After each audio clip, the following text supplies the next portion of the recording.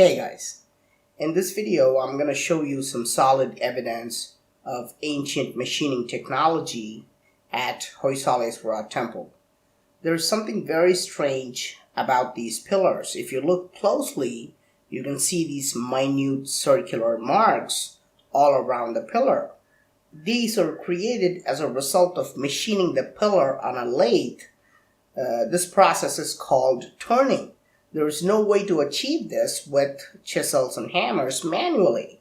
If you look at these pillars, it is crystal clear that they were made with machines. In fact, archaeologists agree that these pillars were created in a lathe, but offer no convincing explanation as to how these huge pillars were machined 900 years ago. Nowadays, we are able to create these fascinating grooves and designs on a lathe, but machining a 12-foot tall stone pillar would be a very difficult job even today. So, how were these pillars created with amazing perfection in ancient times? Did ancient builders use machines and advanced tools just like what we use today? If this is true, is it possible that they also carved these machines or tools in this temple? Here you can see a very strange device in the hands of a god called Masana Bhairava. This clearly represents a type of gear mechanism called planetary gears. The outer gear has 32 teeth and the inner gear has exactly half the number, or 16 teeth, which is precisely how we use reduction gears today. If this were just an imaginary tool, how could the ancient sculptors come up with this gear ratio of 2:1? Even more interesting, we can also see a fastener that goes around this mechanism and is locked in the center. Today, we use the exact same technology. We use something called a circlip lock or a snap ring to keep these things in place. If historians are right, how could primitive people working with chisels and hammers imagine such a mechanism? Is it possible that advanced machining technology was used 900 years ago? Is this why we see such perfect pillars? What's more interesting is that this god is called Masana Bhairava, which means God of Measurement. Is it a coincidence that the God of Measurement is holding an advanced tool? But the best evidence of machining is not on the outside of the temple.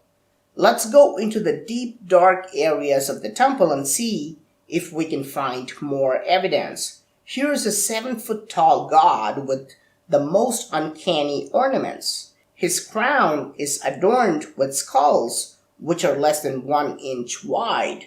I realized that I could pass a small twig through one eye and it would come out through the ear on the other side.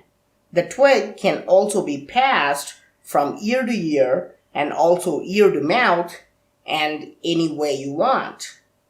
What does that mean? It means that the entire skull is hollow inside. It is impossible to remove the inside of a small sphere, which is only 1 inch wide.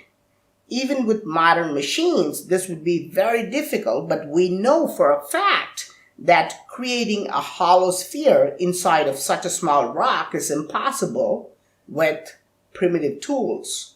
Even more interesting, we can shine a flashlight between his head and crown, and the light shines through. There is a very small gap between the head and the crown. I tried to slide the same twig, which is about 3 millimeters wide, but it would not go through. This means that the gap is less than 3 millimeters wide. How could anyone create a small gap less than 3 millimeters wide with chisels? Is it possible that the small skulls, crown, and other pieces were carved out of separate rocks and then fixed together?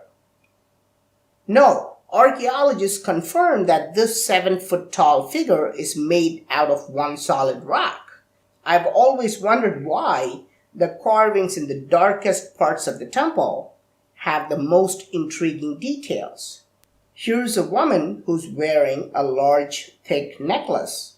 However, if you shine a flashlight, we can see that this is not one necklace but two, because the light passes between the two necklaces. Again, I tried to put the 3mm white twig, and it won't go between these necklaces.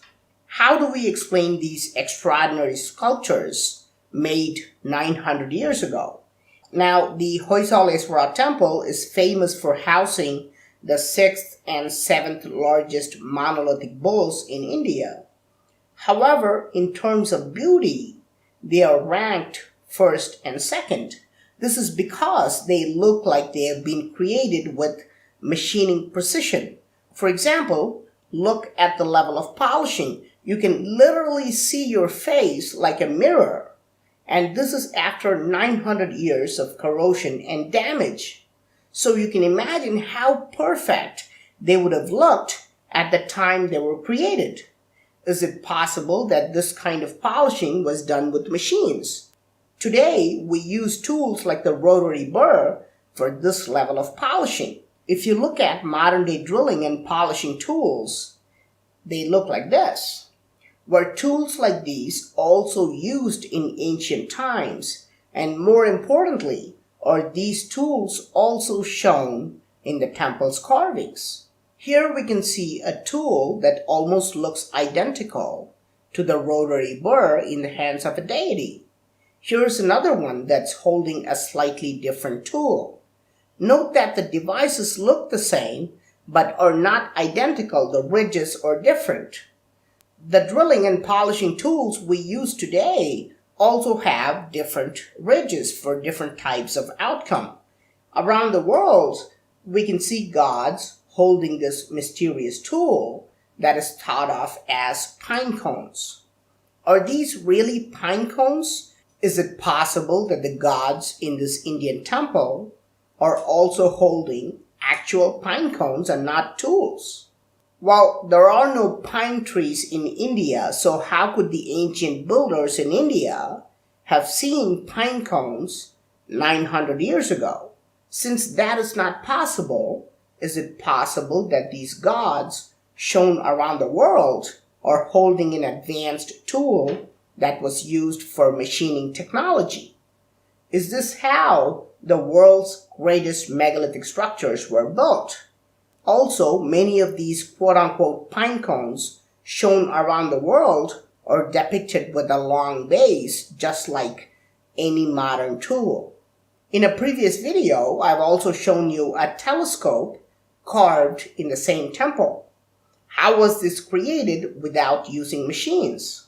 So, what do you think were advanced machines and tools used 900 years ago? If they were not used, how do you explain these turn marks and grooves, holes that are less than 3mm wide, and incredible polishing? What about these planetary gears and strange tools? Please let me know your thoughts in the comment section. I'm Praveen Mohan. Thanks a lot for watching. Don't forget to subscribe, and I'll talk to you soon. Bye.